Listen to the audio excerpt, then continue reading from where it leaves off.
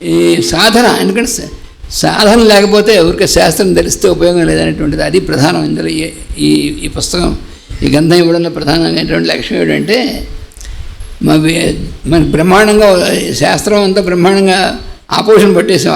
నిజం కావచ్చు, కానీ దాని సాధన, ఇంప్లిమెంటేషన్ నీ జీవితంలో సాధనలో పెట్టకపోతే నువ్వు ఆపోషణ పట్టినా ఏం చేసినా అది ఏం ఉపయోగం లేదు. అది మనకు ఉపయోగించదు, మన వల్ల ఇంకోటి కూడా ఉపయోగించదు. అందుకని ఈ సాధనకు సంబంధించినటువంటివి అది ఇందులో తెలుసుకోవాల్సినటువంటిది. అది ఎలాగో అనేటువంటిది మాస్టర్ గారు ఏమి ఇచ్చారో చాలా సరళంగాను దాని అంతటినీ కూడా ఒక చోట తీసుకొచ్చి ఇచ్చాడనమాట. ఆ సాధన ప్రయత్నం నిత్యం చేస్తున్నటువంటి వాడే వేణుమాధవ్. అందుకని ఈ గ్రంథం తయారు చేయమని చెప్పాను, చక్కగా చేశాడు, కూర్పు చేశాడు. అందుకని దాని గురించి అతనే ఇప్పుడు వివరిస్తాడు. వాసుదేవ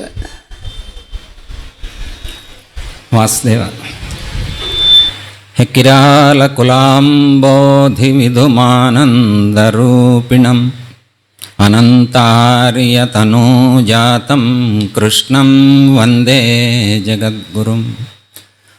ఆరాధ్నుమో యతీంద్రశ్రీపదాబ్జే సత్వసిద్ధయే యద్రజోలేశ విక్షిప్తం సమస్తం చ రజస్తమః. సీతారామయతీంద్రశ్రీభావవాङ्మయబోధకం సహస్రముఖసందీప్తం శ్రీలక్ష్మణయతిం భజే. జ్ఞానానందమయం దేవం నిర్మలస్ఫటికాకృతిం ఆధారం సర్వవిద్యానాం హయగ్రీవముపాస్మహే. మూర్తిత్వే పరికల్పితస్య శిభృతో వర్త్మా పునర్జన్మనాం ఆత్మేత్యాత్మవిదాం క్రతుశ్చ జతాం భర్తామరజ్యోతిషాం. లోకానాం ప్రళయోద్భవస్థితి విభూశ్చానేకదాయ శ్రుతౌ వాచం నః సదదాత్మనేకః కిరణస్త్రైలోక్యదీపో రవిః. జ్ఞానముద్రైకమంకితకరం పుస్తకేన చిహ్నితం తథా పరం బిభ్రతీం హిమేందుకుందధీదితిం పంకజాసనాం స్మరేత్ సరస్వతీం. ఓం అస్మద్గురుభ్యో నమః. ఇందరు రూపాల్లో ఉన్న మాస్టర్ గారి పాదపద్మాలకి నమస్కరిస్తూ, పుస్తకాలు చదివిన చాలు, క్రమంగా సాధనైనా మొదలుపెట్టు అని చెప్పడం కోసం మాస్టర్ గారు ఈ పని నాకు అప్పచెప్పారు. జ్యోతిషము సాధనా క్రమము. జ్యోతిషం అనగానే మనందరికీ కొత్త సంవత్సరం వస్తుంది కదా, ఈ సంవత్సరం నుంచి అయినా ఎలా ఉంటుంది, రేపు ఎలా ఉంటుంది, ఎల్లుండి ఎలా ఉంటుంది, ఈ సంవత్సరం ఎలా ఉంటుంది, ఆదాయ వ్యయాలు, రాజపూజ్యాలు, అవమానాలు, ఇవే కదండి. లేదా ఇంకేమైనా మన జీవితంలో మనం అనుకునే 2-3 పనులు ఎప్పుడవుతాయి, అంతమించి అనుకుంటాం కూడా చేత కాదు. ఇది కాకుండా అసలు మనం ఎందుకు జన్మించాం, పుట్టిన తర్వాత మనకి మనిషిగా పుట్టాం కానీ పూర్తిగా మనిషిగా వికసించామా, యాజ్ ఏ హ్యూమన్ బీయింగ్గా ఉన్నాం కానీ బీయింగే హ్యూమన్గా ఇవాల్వ్ అయ్యామా లేదా, అవ్వాలంటే ఏం చేయాలి అని ఎప్పుడో ఒకసారి మనకి ఒక రకమైనటువంటి ఆలోచన అప్పుడప్పుడు కలుగుతూ ఉంటుంది. అది ఎప్పుడు కలుగుతుందా అని చూస్తారట పరమ గురువులు. ఆ కలిగిన మరుక్షణం మనకి ఒక వెలుగుని మనలో నింపుతారట. ఆ వెలుగే జ్యోతిష్. నిజానికి ప్రతి వ్యక్తిలో భగవంతుడు ప్రతి సృష్టిలో ఉన్న ప్రతి జీవికి కూడా 3 రకాలైనటువంటి జ్ఞానాలు ఉంటాయి అని చెప్తారు. అవేంటవి? దిక్కు, దేశము, కాలము ఉంటాయి కదండి. తేనెటీగ ఉందనుకోండి, అది రోజు కొన్ని 100 పుష్పాల వైపు వెళ్తూ ఉంటుంది. తనకి నచ్చిన చోట తేనె స్వీకరిస్తుంది, తేనెనే స్వీకరిస్తుంది, మరలా తేనె పట్టు దాని పట్టు ఎక్కడుందో అక్కడ తీసుకెళ్ళి అక్కడ పెడుతుంది. దానికి ఎవరు చెప్పారు దిక్కు? ఆఫ్రికాలో ప్రయాణం మొదలుపెట్టినటువంటి కొన్ని పక్షులు వాటి 3వ తరం మన కొల్లేరు సరస్సుకు వస్తాయి. అంటే అక్కడ తాత బయలుదేరితే మనవడో మునిమాడో ఇక్కడ చేస్తారు. వాటికి ఎవరు చెప్పారు దిక్కు? కరెక్ట్గా ఈ సీజన్లోనే ఇక్కడికి రావాలని ఎవరు చెప్పారు? మన సృష్టి పరిణామ క్రమంలో ప్రతిరోజు మనం అబ్జర్వ్ చేస్తూ ఉంటే కాలంలో జరిగే ప్రతి మార్పు కూడా పీరియాడికల్గా ఇవాళకి ఈరోజు కొత్తగా జరిగినట్టు అనిపిస్తుంది, కానీ అది నిరంతర ప్రక్రియ. శీతాకాలం అయిపోయింది, ఉగాది తర్వాత నుంచి వేసవికాలం మొదలవుతుంది, వసంత ఋతువు మొదలవుతుంది, తర్వాత వర్ష ఋతువు అని మనం చిన్నప్పటి నుంచి చూడబట్టి మరలా వచ్చే సంవత్సరం ఇదే సమయానికి వేసవికాలం మొదలవుతుంది అని మనకు తెలుస్తుంది. అలాగే మన ద్రష్టలు ఋషులు ఏం చేశారంటే కొన్ని సంవత్సరాలు యుగాల పాటు వాళ్ళు దర్శించారు. ఆ జరిగే పరిణామ క్రమంలో జరిగినటువంటి మార్పులన్నిటిని దర్శించారు. దర్శిస్తూ వాటితో పాటు మిగిలిన జీవులతో పాటు మానవ వికాసం కూడా ఎలా జరుగుతుంది, ఎలా జరిగితే మానవుడు దివ్యమైన మానవుడిగా పరిణామ స్థితిని అందుకుంటాడు అనేటువంటిది ఋషులు దర్శించారు. ఆ దర్శించిన దాన్ని మాస్టర్ గారు అతి సులువైన మాటల్లో, మనం మాట్లాడుకునే మాటల్లో మాస్టర్ గారు మనకు అందించారు. ఏదో యోగ సాధనకి జ్యోతిషానికి ఏంటి సంబంధం అన్నది కూడా వస్తుంది మనకు ప్రశ్న. నిజానికి ఇవాళ 6 పుస్తకాలు గ్రంథావిష్కరణలు చేశారు. మనం అబ్జర్వ్ చేస్తే పుస్తకాల యొక్క హెడ్డింగులు మార్పులు కానీ వెనకాల కలర్ ఒకటే ఉంది కదండి. అది హోమియో అయినా, జ్యోతిషమైనా, జీవన జ్యోతి అయినా, తలుపులు మెరుపులైనా ఏదైనా సరే ఇందులో ఉన్న సారాంశం ఒకటే. మాస్టర్ గారు పరమ ప్రేమమూర్తిగా ఎలా ప్రవర్తించారు, జీవుల పట్ల ప్రేమతో ఎలా జీవించారు, మనల్ని ఆయన ప్రేమలో ఎలా కరిగించారు, మనలో కూడా ఆ ప్రేమ వెలిగేటట్టుగా ఎలా ఆయన ప్రచోదనం చేశారు అన్నదే ఎన్ని పుస్తకాల్లో ఉన్నటువంటి సారాంశం కదండి. ఓ హోమియో పుస్తకమైనా, జ్యోతిషం పుస్తకమైనా, మిగిలిన ఏ గ్రంథమైనా అదే. అలాగే ఏ శాస్త్రమైనా సరే భగవంతుణ్ణి జీవుల రూపంలో ఉన్న అంతర్యామిగా దర్శించటం కోసం మాత్రమే శాస్త్రం యొక్క ప్రయోజనం. ఆ శాస్త్రాల్లో జ్యోతిషం కన్ను లాంటిది అని చెప్పారు. జ్యోతిషం చక్షుషం శాస్త్రం అంటారు.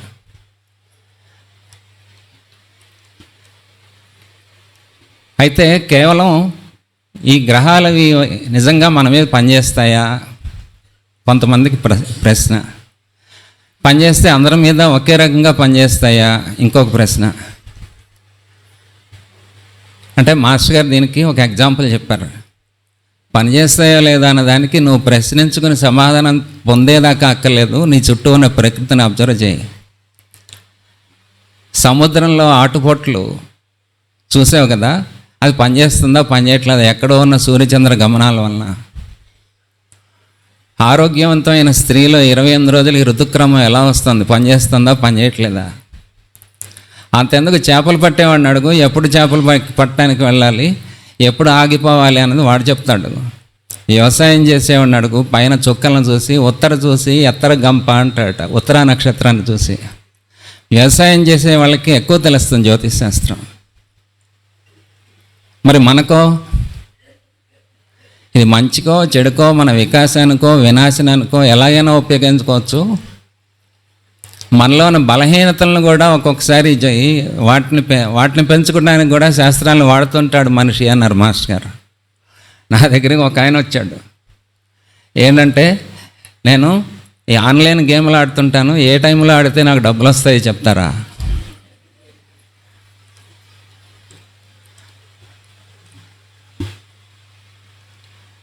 దీనికోసం కాదు కదండి, మరి దేనికి?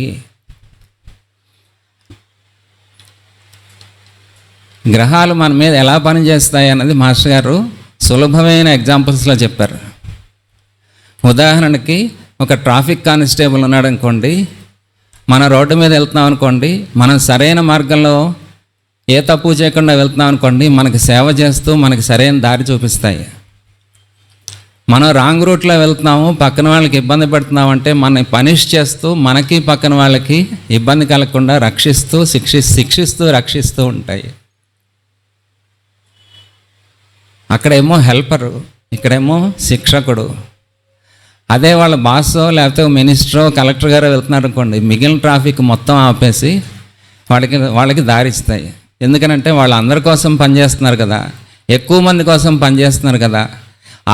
ఆ ప్రాంతంలో ఉన్న ప్రజలందరి కోసం పనిచేస్తున్నప్పుడు ఇవే ట్రాఫిక్ని అదే చిన్న కానిస్టేబుల్ ఆపేసి వాళ్ళకి పనిచేయటానికి, త్వరగా వెళ్ళటానికి సరిపడా మార్గాన్ని సుగమం చేస్తాడు.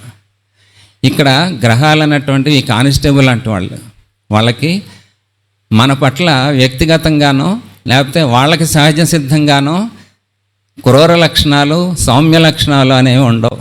మన ప్రవర్తన బట్టి, మన యొక్క చుట్టూ ఉన్న సమాజం పట్ల మనం చేసేటువంటి ప్రవర్తన బట్టి అవి మనల్ని శిక్షిస్తూ రక్షిస్తాయి అని చెప్తారు. అలా అయితే గ్రహాలు ఎందుకండి మనల్ని ఇలా బంధిస్తాయి? మనం కోరుకున్నట్టుగా జరిగించవచ్చు కదా. మనకి చాలా కోరికలు ఉంటాయి కదా, అవసరాలు కొన్ని, కోరికలు ఎన్నో కదండి. ఆ కోరికలు మనం కోరుకున్నప్పుడు తీరిపోవచ్చు కదా. ఎందుకు ఇంత టైము? ఎందుకు మనం అనుకున్నప్పుడే ఎందుకు జరగవు అంటే మాస్టర్ గారు ఒక ఎగ్జాంపుల్ చెప్పారు. ఓ చిన్నపిల్లవాడు తండ్రి షేవ్ చేసుకుంటున్నప్పుడు, నాన్న నేను కూడా ఇప్పుడే షేవ్ చేసుకుంటాను 8 ఏళ్ళు వాడు అన్నాడు అనుకోండి, ఏమవుతుంది? వాడికి రక్తం కారుతుంది.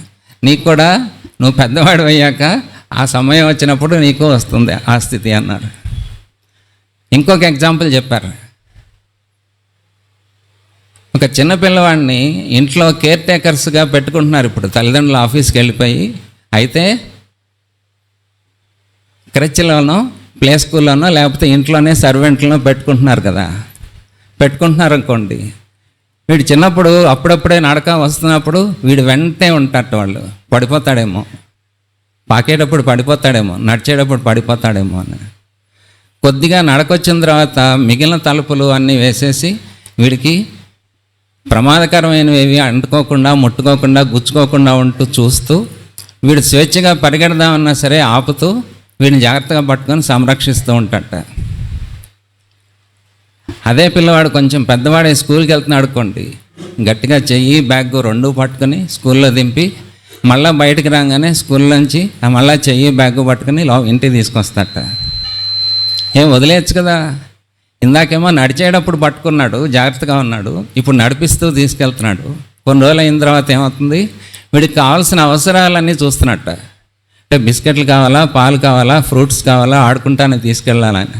కానీ పట్టుకోవట్లేదు, కొద్దిగా చెయ్యి విడిచాడు కదా. ఈ 4వ స్థితికి వచ్చేటప్పటికి వీడు పెద్దవాడు అయిపోయాడు, కాలేజీకి వెళ్తున్నాడు.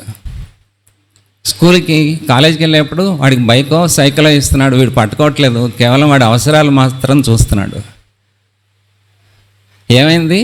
ఇవే గ్రహాలు మనం పర్వాలేదు, మనకి పరిణామ స్థితిలో వీడికి వాడు నిర్ణయం తీసుకోగలడు అనే స్థితి దాకా మనని రక్షిస్తూ, అప్పుడప్పుడు తప్పు చేస్తే శిక్షిస్తూ కూడా మనల్ని కాపాడుతూ ఉంటాయి. నిజానికి గ్రహాలకి మన పట్ల ద్వేషం ఉండదు.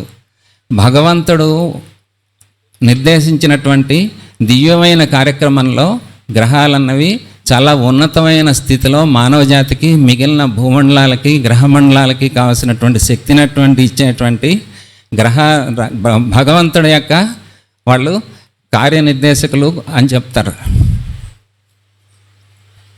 ఇదే పిల్లవాడు ఇంకొంచెం పెద్దవాడు అయ్యాడనుకోండి, సార్ వీడు నిన్నటిదాకా సింగులర్గా పిలిచినవాడు సార్ సార్ అని పిలుస్తాడు. ఇదే పనివాడు పిలిచి మీకేం చేసి పెట్టమంటారు, లేకపోతే వాడు ఆర్డర్ చేస్తే వీడు చేస్తూ ఉంటాడు సర్వెంట్. అలాగే ఈ గ్రహాలు అన్నవి మన పరిణామ స్థితిలో ఒక ఉన్నత స్థితి చేరే వరకు మనతో పాటే ఉంటాయి. వాటిల్లాగే మనం కూడా మాస్టర్ గారు ఇందులో చెప్తారు, పరమ గురువులు కానీ, గ్రహాలు కానీ, భగవంతుడు కానీ నిరంతరం ఇవ్వటంలోనే ఉంది మాధుర్యం అన్నది, ప్రేమను పంచటంలోనే ఉంది. ఆ ప్రేమలో మనం కరిగిపోయేదాకా గ్రహాలు మన పట్ల శిక్షకులుగానే ఉంటాయి అంటారు. ఆ స్థితి మనకు వచ్చేదాకా ఇవే గ్రహాలు మనం ఉన్న పరిణామ స్థితిలో ఒక్కొక్క స్థితిలో ఒక్కొక్క స్థాయిలో పనిచేస్తూ ఉంటాయి అని చెప్పారు. అయితే ఈ పరిణామ స్థితిని పొందడం ఎలాగా అని మనకి సందేహం కలిగినప్పుడు ఈ జ్యోతిషం సాధనా మార్గం అనేటువంటి ఈ గ్రంథంలో మాస్టర్ గారు ఇచ్చినటువంటి స్టెప్స్ని ఒక్కొక్కటి మనం ఆచరించగలిగినట్లయితే చక్కగా పనిచేస్తాయని చెప్పారు. ఆ పరిణామ స్థితి త్వరగా మనం చేరుకోవచ్చు అని చెప్పారు. ఒక 3 వస్తువులండి కొత్త వస్తువును సృష్టించాలి అంటే, ఉదాహరణకి పాలు, పంచదార, కాఫీ పొడి ఉన్నాయనుకోండి, 4వ వస్తువుగా కాఫీ అన్నది తయారవుతుంది. 3 విడివిడిగా ఉన్నవి కలిపేటప్పటికి కాఫీ అనేది తయారవుతుంది కదండి. గురువు అన్నటువంటి వాడు మనలో ఉన్న సత్వరజ స్తమో గుణాలని చక్కగా కలిపి తగు పాళ్ళల్లో మేళవించి చక్కగా లోకానికి సమాజానికి ఉపయోగించేట్టుగా తయారు చేసేటువంటి వాడు అని చెప్తారు. గురువు గురించి ఎగ్జాంపుల్ చెప్తే ఎవరైనా మర్చిపోగలుగుతారండి? మరలా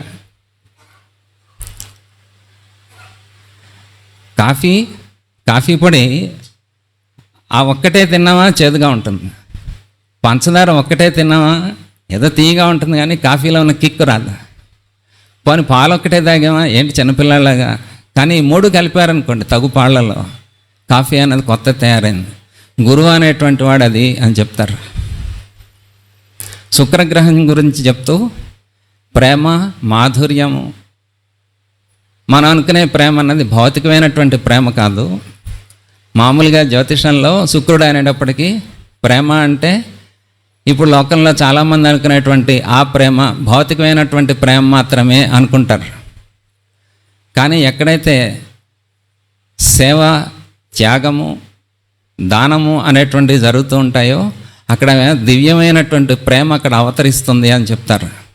ఆ ప్రేమ మనలో పుట్టడానికి తగిన స్థితిలో తగిన స్థాయిలో స్పందించడానికి కావలసినటువంటి సాధన మార్గంలో మాస్టర్ గారు ఏం చేశారంటే సాటి జీవుల పట్ల కరుణ, ప్రేమ, లవ్ అండ్ కంపాషన్ ఈ 2 రావాలి. ఆ రావటానికి ప్రథమ సోపానమే మనం వైద్యాలయంలో చేసుకునేటువంటి సేవ. శుక్రగ్రహం ఉన్నతమైనటువంటి దివ్య కక్షలో దాని యొక్క దివ్యత్వాన్ని మనలో అనుగ్రహింపజేయాలంటే, శుక్రగ్రహానికి సంబంధించినటువంటి దివ్య ప్రేమ మనలో వెలుగొందాలంటే సాటి జీవుల పట్ల కరుణ, ప్రేమ, దయాన్ని చూపించాలి. ఆ చూపించడానికి మనం ఏదైనా ఒక మంత్రం చేస్తే నీలో అవి పెరుగుతాయి అంటే నాలాంటి వాడికి 1000 జన్మలు పట్టచ్చు. మాస్టర్ గారు ఏం చేశారు, ప్రతిరోజు లేకపోతే నీకు కుదిరినప్పుడు వారానికో నెలకో వెళ్ళి కాసేపు రోగులకి సేవ చేయన్నారు.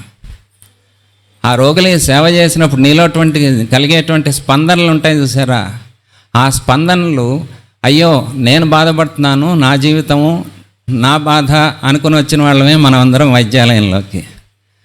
కానీ ఇప్పుడు ఏమైంది, అయ్యో నువ్వు బాధపడుతున్నావా, నేనేం చేయగలను అనేటువంటి స్థితికి మనకి తెలియకుండానే మన లోపల ట్రాన్స్ఫార్మేషన్ జరిగిందా లేదా? ఆ జరగటానికి కావలసినటువంటిది శుక్రుడు. శనిగ్రహం యొక్క ఈ శుక్రుడికి శనికి ఉన్న సంబంధాన్ని చెప్తూ మాస్టర్ గారు ఇందులో నువ్వు ఎంత ప్రయత్నం చేసినా సరే భౌతికమైనటువంటి కోరికల నుంచి, నువ్వు ప్రేమ అనుకునేటువంటి ఫిజికల్ డిజైర్స్ నుంచి నువ్వు బయటపడలేకపోతున్నావు అనుకో, చిన్న ఉపాయం చెప్తాను. నువ్వు ఏ గ్రహశాంతి చేసినా అది నీలో కరగకపోవచ్చు. కానీ మాస్టర్ గారు చెప్తారు, నువ్వు వైద్యాలయానికి వెళ్ళి ఏ లెపర్సీ వాళ్ళకో, ఏ స్కిన్ డిసీజ్ ఉన్న వాళ్ళకో, ఏ టీబీ వాళ్ళకో నువ్వు ప్రతిరోజు వెళ్ళి వాళ్ళ పట్ల ప్రేమతో వాళ్ళకి కావాల్సిన సర్వీస్ చేస్తూ ఉండు. బయట హాస్పిటల్స్కి వెళ్ళి చేయాలంటే ఆ స్పెషలైజేషన్ వాటిలోనే ఉంటుంది ఈ రకమైన పేషెంట్లందరూ. కానీ మాస్టర్ గారి వైద్యాలయాల్లో అన్ని రకాల వాళ్ళు ఉంటారు కదండి. మనం కేషీట్ రాస్తున్నాం అనుకోండి, ఆ రాసిన 10 నిమిషాలు, పావుగంట, అరగంట, గంట పూర్తిగా మనల్ని మనం మర్చిపోయి అవతల వాడి శరీరంలోకి, మనసులోకి దూరగలిగితేనే మనం పూర్తిగా కేషీట్ సరిగ్గా రాయగలం. ఈ గంట సేపు నీ గురించి నువ్వు మర్చిపోయి ఎదుటివాడి గురించి పనిచేసావు కదా, అది చాలన్నారు మాస్టర్ గారు. నీ లోపల శని గారు ఆయన యొక్క అంటే మనం అనుకునేటువంటి దుష్కర్మ యొక్క ఫలితాలను ఇవ్వకుండా ఆపేసి సత్కర్మలు మన లోపల 2 ఉంటాయి అకౌంట్లో. సత్కర్మ యొక్క ఫలితాలను ఇవ్వటానికి ఆ మాత్రం నీ లోపల ప్రేమ వెలిగితే చాలన్నారు.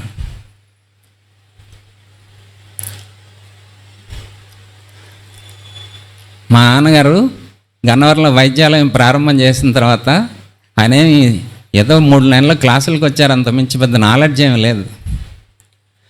అయితే ఎవరో విశాఖపట్నం నుంచి డాక్టర్ గారు వస్తారు, ఆయన ఏది మందిస్తే తగ్గిపోతుంది అనే వార్త చుట్టూ గ్రామాల్లో ప్రచారం అయిపోయింది. అందుకని తెల్లారు లేచేటప్పటికి దాదాపు 100-150 మంది ఉండేవాళ్ళు. ఈయనకేమో మందుల పేర్లే శాంతం తెలీదు. అయితే మాస్టర్ గారు విజయవాడ వస్తే వచ్చి అడిగారట, ఏమండి మీరు నాకు ఇది అంటించి వెళ్ళారు, నా నెత్తి మీద పెట్టారు, వాళ్ళేమో పాపం రకరకాల బాధలతో మందులు ఇస్తారని వస్తున్నారు, నాకు మందుల పేర్లే తెలియదు, ఏం చేయాలి అని. ఆయన చూసింది ఏంటి? వీళ్ళలో ఉన్న తపన, ఎదుటి వాళ్ళకి సేవ చేయాలనేటువంటి తపన. అయితే ఓ పని చేయబోయి వాళ్ళ బాధలన్నీ జాగ్రత్తగా విను, నా నమస్కారం చేసుకో, మాస్టర్ గారికి కళ్ళు మూసుకో, పెట్లోంచి ఏ సీసా మందు వస్తే ఆ సీసా మందు పేరు చూడకుండా నువ్వు కట్టించే, మిగిలింది నేను చూసుకుంటా అన్నట్ట. ఇలా సంవత్సరం పాటు నడిచింది. అంటే అక్కడ ఏం చూశారైనా, ఎదుటి వ్యక్తి బాధ మనం పోగొట్టాలి, వాళ్ళకి ఏమైనా మనం ఉపయోగపడాలి అనేటువంటి తపనం చూసారా, అది చాలా అర్హత. అది రావాలి అంటే మాస్టర్ గారు మనకి ఇచ్చిన సింపుల్ మార్గం వైద్యాలయంలో సేవ. ఈ శనిగ్రహం యొక్క దుష్టలక్షణాలు పోయి మనకి మంచి జరగాలి అంటే ఏం చేయాలని మాస్టర్ గారు ఇందులో క్లియర్గా ఎగ్జాంపుల్ ఇచ్చారు. ఇలా గ్రహాల గురించి చక్కగా చెప్తూ, సూర్యుడు అనేది నేను అనేటువంటి ప్రజ్ఞ సూర్యుడు పనిచేస్తాడు. ప్రతివాడిలో కూడా నేను నేను నేను అని ఉంటుంది కదా, ఆ నేనే. అయితే జ్యోతిషం నేర్చుకున్నటువంటిది ఈ సాధకుడు ఏం చేయాలంటే, అందరిలోనూ ఆ నేనే ఉన్నాడు అని ధ్యానం చేయి. అప్పుడు నీ పట్ల, నీ చుట్టూ ఉన్న వాళ్ళ పట్ల ఆ ప్రేమ ఒక బంగారు రంగు హిరణ్మయమైనటువంటి రంగులో ప్రసరిస్తూ ఉంటుంది అన్నారు. మాస్టర్ గారి యొక్క ఏ చిత్రపటం చూసినా సరే ఆయన దివ్యమైన తేజోమూర్తిగా దర్శనమిస్తారు. ఆయన భౌతికంగా చూసినా, ఆయన కళ్ళు చూసినా ఇందులో రంగుల గురించి, వర్ణాల గురించి, అంటే నంబర్ల గురించి, షేపుల గురించి కూడా చెప్పారు. మాస్టర్ గారి భౌతిక శరీరం మూర్తిని ఒకసారి దర్శనం చేసుకున్న వాళ్ళు ఎవరైనా సరే, పోనీ ఈ ఫోటోలో ఎలా ఉందో అలాగే ఉండేవారు. రంగుల గురించి చెప్తూ సూర్యుడిని కనుక ఆ రకంగా ధ్యానం చేసిన వాళ్ళకి హిరణ్మయమైనటువంటి తేజస్సు వస్తుంది. వాళ్ళు ఉన్న ప్రాంతంలో, వాళ్ళు ఉన్నటువంటి వాతావరణంలో ఒక దివ్యమైన వైభవం నిరంతరం వెలుగుతూ ఉంటుంది అన్నారు. మాస్టర్ గారు ఉన్న చోట ఎప్పుడు అలాగే ఉంటుంది, అలాగే ఉంటుంది కదా. మాస్టర్ గారు ఉంటాం అంటే అందరిలో ఉన్న మాస్టర్ గారిని దర్శనం చేయగలగటం. మాస్టర్ గారు మన ఇంటికి వచ్చినప్పుడు, మనతో ఉన్నప్పుడు, మనకు పని ఉన్నప్పుడు కాదు, మాస్టర్ గారితో ఏ పని లేకుండా ఉన్నప్పుడు కూడా మాస్టర్ గారు ఒక దివ్యమైనటువంటి వెలుగు అని మనం దర్శనం చేస్తూ, మన చుట్టూ ఉన్న వాళ్ళు కూడా ఆ వెలుగును దర్శనం చేసినప్పుడు ఆ వైభవం అలా నడుస్తుంది అన్నారు. తేనె రంగు గురించి చెప్తూ దాన్ని ధ్యానం చేసినట్టయితే నీ ద్వారా ప్రేమ ప్రసరిస్తుంది, నీ చుట్టూ ఉన్న వాళ్ళకి ఆరోగ్యం చేకూరుతుంది అన్నారు. మాస్టర్ గారి కళ్ళు తేనె రంగులో ఒక దివ్యమైన కాంతులు వెలుజల్లుతూ ఉండేది. ఆ ధ్యానం ఎలా చేయాలి? మన లోపల నుంచి ప్రతి వాళ్ళలోనూ ఈ శక్తులు మొత్తం ఉన్నాయి. ప్రకృతి శక్తులు ప్రకృతిలో మొత్తం ఏమేమైతే ఉన్నాయో అది ప్రతి జీవిలోనూ, ప్రతి అణువులోనూ ఉన్నాయి. అవి ఉద్బుద్ధం అవ్వాలంటే ఏం చేయాలి అంటే ఈ సాధనా మార్గం చెప్పారు ఇందులో.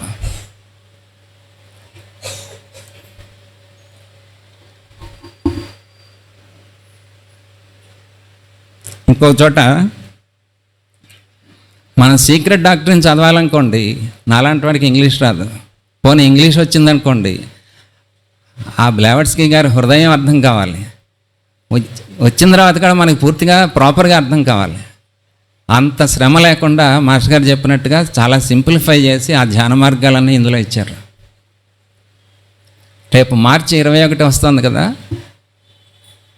ఈ ధ్యాన మార్గాల్లో పీరియాడికల్గా చేసేవి, ప్రతి నెలా చేసేవి, మనం ప్రతిరోజు ప్రేయర్లో చదువుకునేటువంటి రాశి ధ్యానము, మిగిలిన మెడిటేషన్, ఇవన్నీ కూడా ఈ గ్రహ సంబంధమైనటువంటివే. గ్రహ సంబంధమైనటువంటివి మనకి దోషాలు పోతాయంటే అందరం చదువుతాం, కానీ మనలో వెలుగు ప్రసరిస్తుంది అంటే ఎంతమంది చేస్తామో తెలియదు కదండి.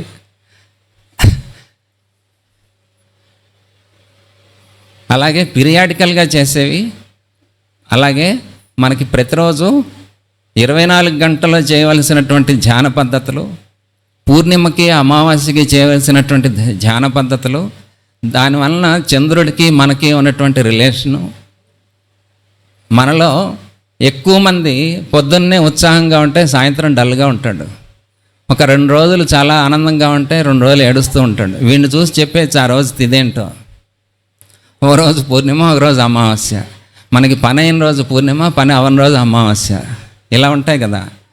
చాలామంది ఎప్పుడు ఎవరి పట్ల ఎలా బిహేవ్ చేస్తారన్నది కూడా శాంతం తెలియదు. ఎందుకనంటే చంద్ర ప్రభావం వలన ఆ టైట్స్ అన్నీ తగ్గిపోయి ఎప్పుడూ నిశ్చలంగా, ప్రశాంతంగా, ప్రసన్నంగా ఉండాలంటే ఏం చేయాలంటే ఆ చంద్రకళలకు సంబంధించినటువంటి ధ్యాన మార్గాన్ని ఇచ్చారు. మనకి అందరికీ పూర్ణిమ అమావాస్య ఉన్నట్టుగానే ప్రతి వాళ్ళకి కూడా వ్యక్తిగతంగా పూర్ణిమ అమావాస్య అనేది ఉంటుంది అని చెప్పారు. అదేంటనేది కొద్దిగా జ్యోతిష్ సంబంధమైనటువంటి ఇన్ఫర్మేషన్ తెలిస్తే తెలుస్తుంది. ఉదాహరణకి సింహరాశిలో సూర్యుడు 18 డిగ్రీల్లో ఉన్నాడు అనుకోండి. ప్రతి నెల చంద్రుడు సూర్యుడు 18 డిగ్రీల్లోకి సింహరాశిలోకి వచ్చినప్పుడు వాడికి అమావాస్య.